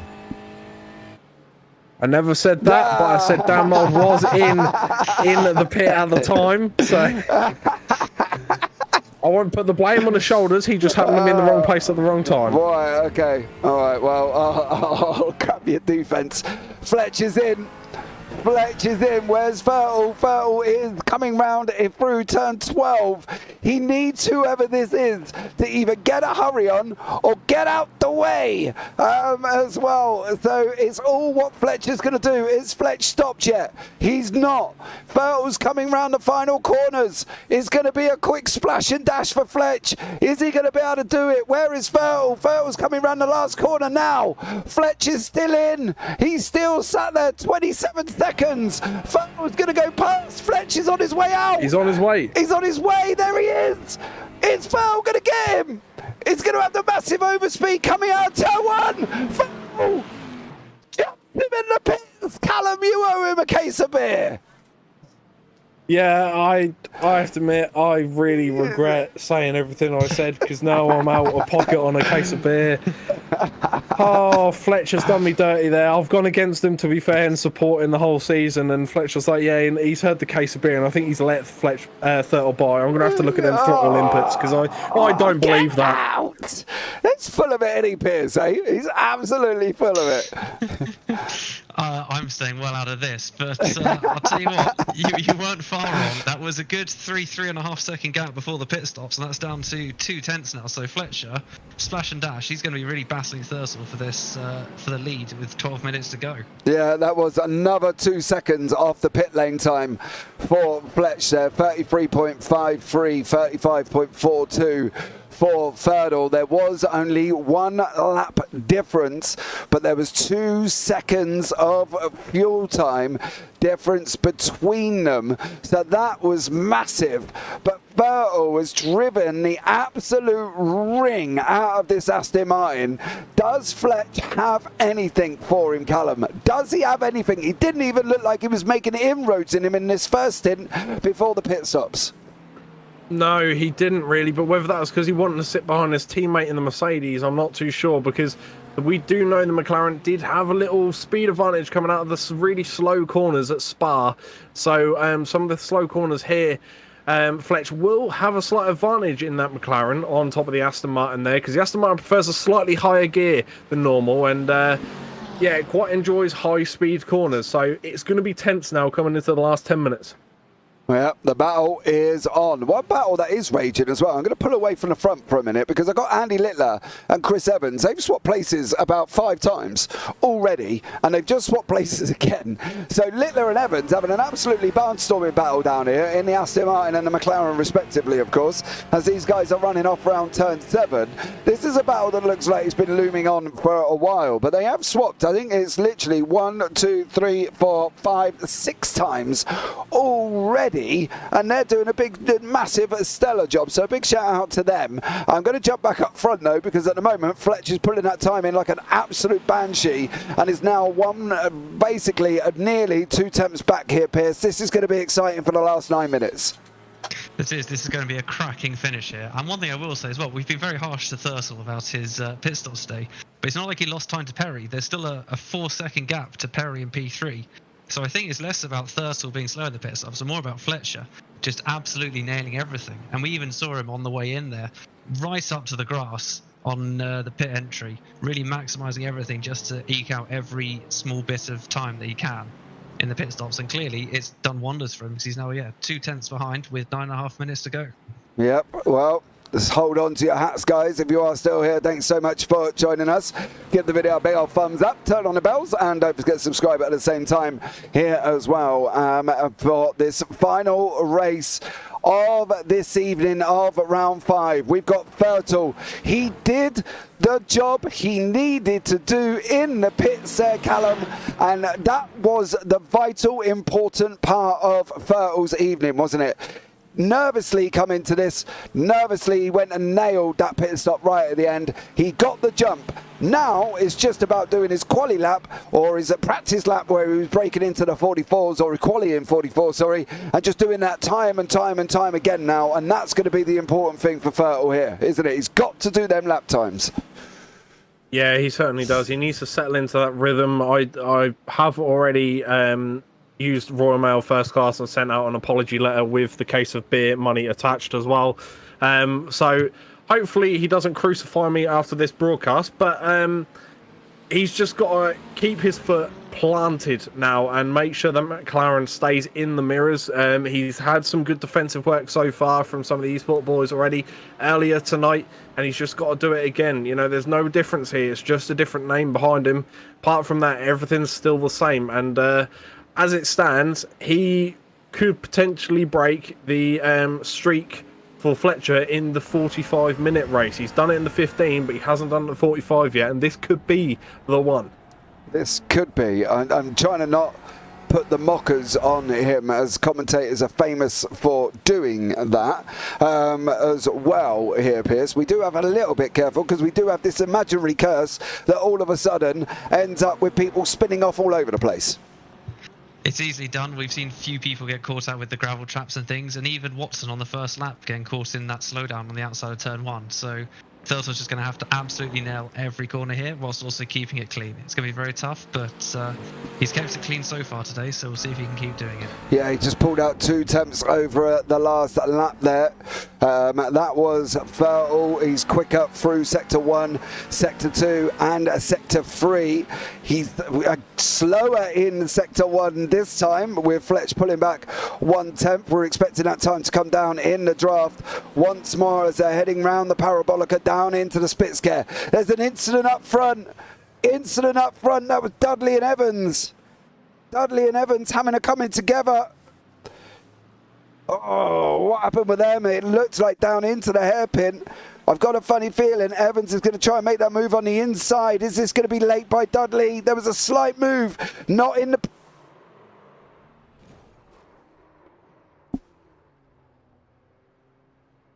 Explain that one, Callum. Oh, you had to do this to me.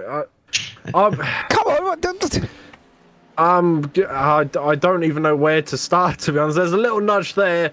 Both cars carrying on into the corner. Dudley's gone, I would say, on the brakes probably about the right time, but he's used quite a bit of pressure quite early on. He's gone quite hard on the brakes at very early doors, which has sent Evans into the back of him there. So not too sure why he's braking so hard so early. But that's going to be my little analysis of that situation, because if not, I'm going to end up in hot water. Yes, maybe, being that you're in the Triple P as well. So nice diplomatic opinion there. So well done to you, sir, for not getting yourself in it. 5.5 minutes remaining. We've still got Fertel battling away here with Fletch. We've still got Crowther leading the AMS. He's still battling away with one of the Project 88 and is going with Ryan Burgess now. I believe last time out he was having a battle with Dan Babbage. So he's swapping the teammates there. Toro Oromets is climbing all over the back of Rob Williams currently at the moment here as well, and Williams and Oromets are swapping sector times with Williams in front. Fixed on the rear of car ahead, missed the braking point. I'm probably going to agree with you there, Pete, as well. I've got to be honest. I think that was just a completely misjudgment of where he was on track there. We can have a look in the let's have a look at the cockpit here. We said it's about 175 meters here, Piers. There's a slight little nudge there, and then we're well inside that.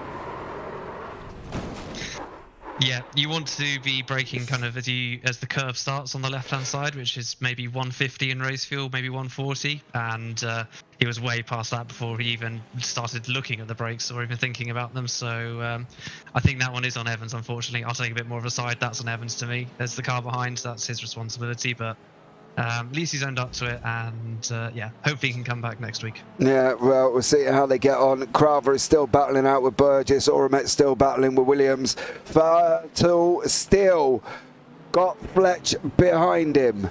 He's still got Fletch behind him, and that, Callum, is the most important thing. That certainly is, and you can see over the last few laps there, he has been quicker in lap 22 and lap 23 now, so he's only just quicker, but it's enough to hold Fletch behind as it stands.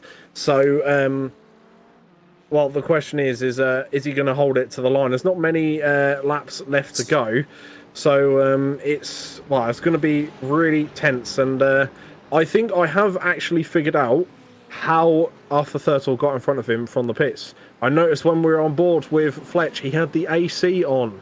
So I think the AC could be having a little power situation there. You know, when we're on board in the McLaren, I'm just saying next time, have a look at the dashboard. The AC is on, so there's a bit of power difference there. I'm just going to put it out there. So Hold on a minute. there we go. AC is on. Where? AC is on down there, down in the bottom right corner of your screen. There is the AC, and that is highlighted yellow, which means it's on. So there's a little power going into that. It's probably dampening the car a little bit. So I feel the case of beer may need to disappear, and just the apology letters enough this time. So yeah, I'm going to blame that one on the AC.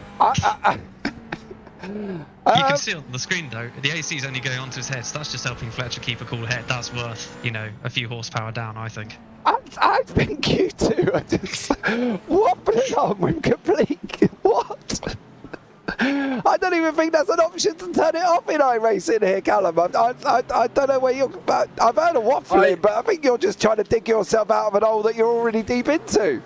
I'll be honest, I completely agree with Piers. I think he's got the opinion bang on, and I wish to see Piers in the next few rounds as well to help back my corner.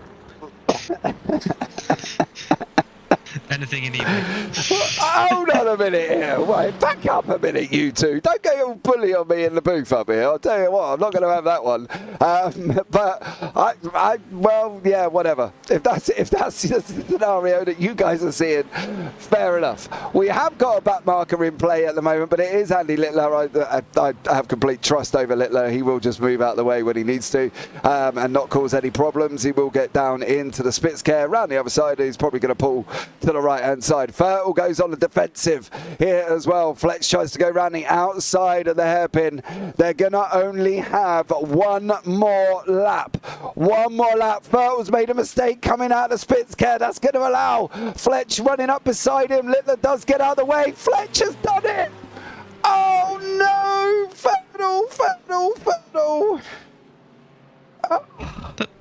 That looked like he lifted off into turn 7 there to me. No, he made a mistake coming out of the corner.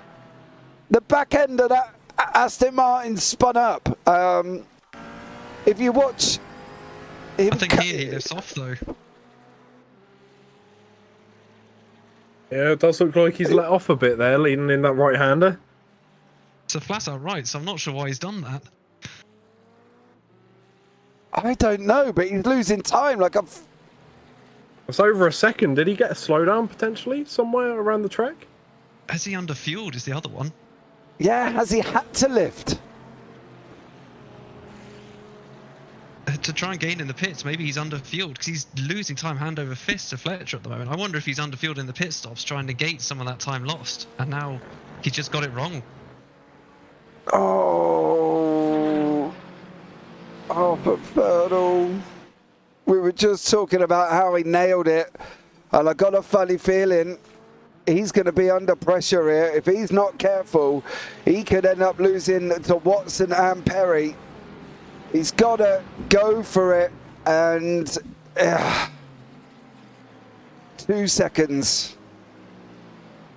This could be disastrous for Fertel here, couldn't it? To be honest, if he loses to Watson and Perry as well.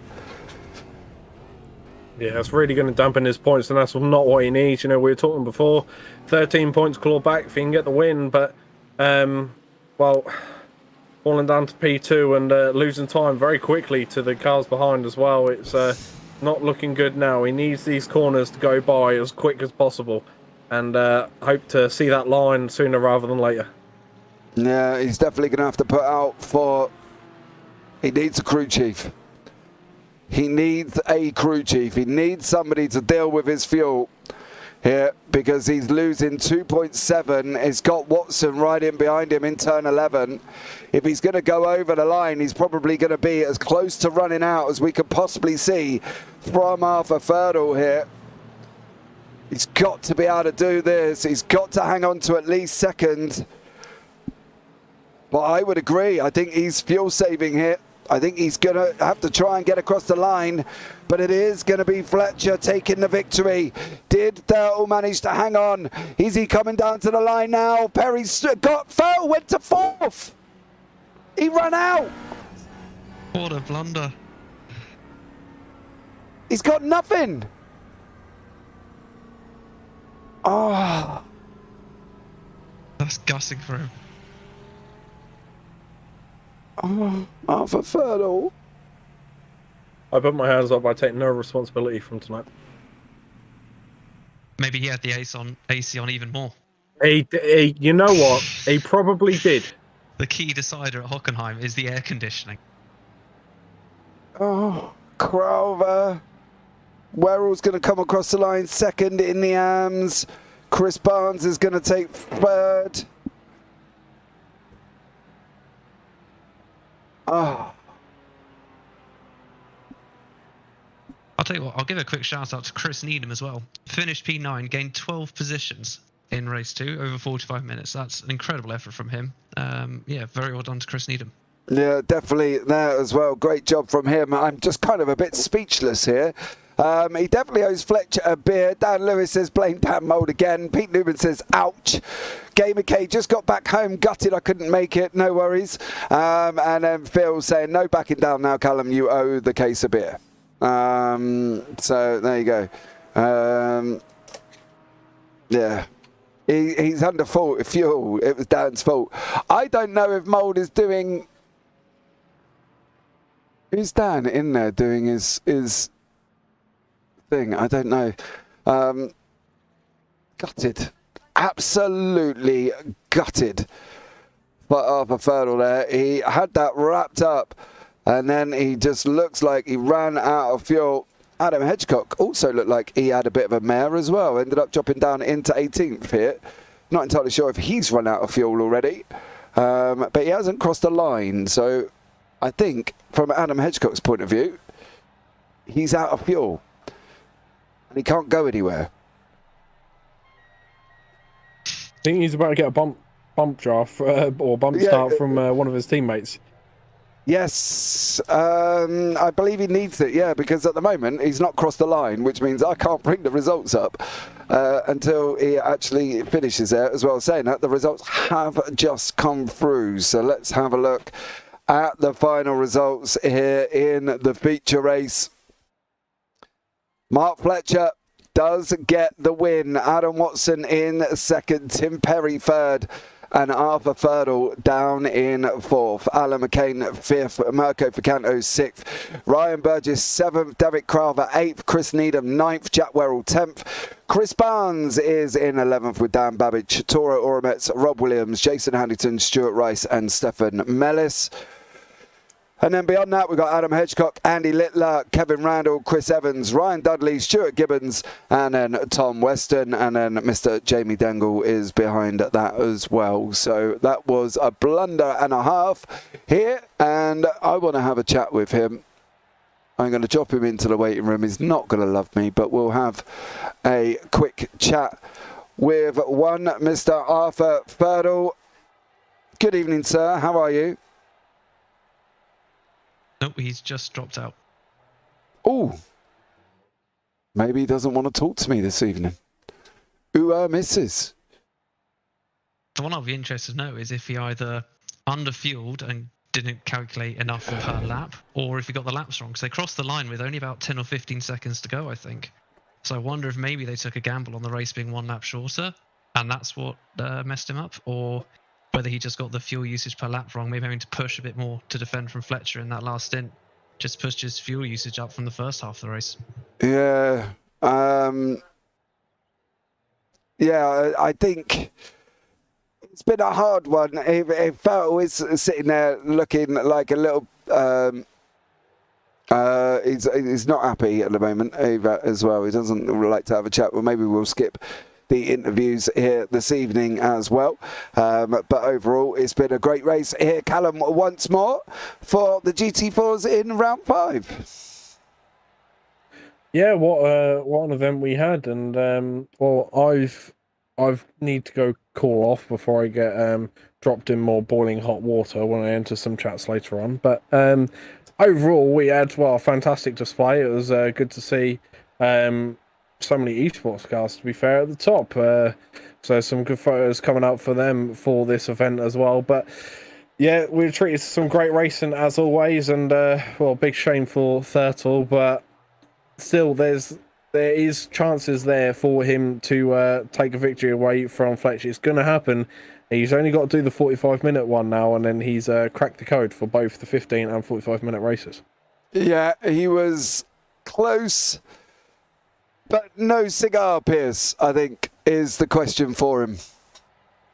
Yeah, I think so. As you say, there seems to be something that Fletcher does that just gains him 3 or 4 seconds in the pits every race, and until Thurtle can either figure that out or just find a way to get 3 or 4, maybe even 5 seconds ahead at the pit stops, I think Fletcher seems to have the making of it at the moment. But yeah, fantastic evening of racing up and down the field. It was, yeah, really enjoyable. It definitely was here as well, but thank you all for joining us for round 5 of the JPB GT4 Championship live from Hockenheim. We're off to Catalunya next week as well. Don't forget, we've got some racing coming up for you later on with the ASRL here for their GT4 evening, so that should be an interesting one for them. And also we've got the Beer League taking shape as well. Don't forget, we've got TSRC GT3s tomorrow. Also with Evolution Sim Racing kicking off their season 1, and then the Radical Sim Racing as well. So lots of action tomorrow. But for now, from myself, Callum Mileham up in the booth, and Piers Berry, take care. Have a great week, and you never know, we might see you on the track sometime. Good night.